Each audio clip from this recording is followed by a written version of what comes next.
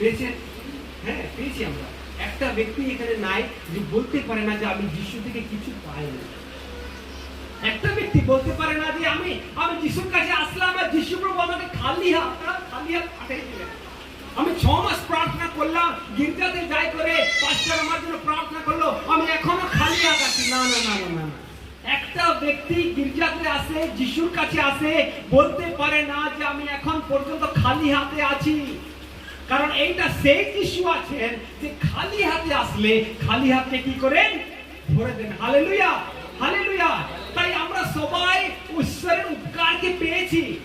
আলাদা আলাদা ধরনের উপকার হতে পারে। কে ছেলে পেয়েছে, কে মেয়ে পেয়েছে, কে কার থেকে লোন থেকে মুক্ত হয়েছে, কার জীবনে শান্তি এসে গেছে। কিন্তু আমরা তো যিশু থেকে উপকার পেয়েছি, আর বাক্য আমাদেরকে সতর্ক করছে যে আমাদেরকে ভুলতে হবে না। হালেলুয়া, কতজন বুঝতে পারছেন?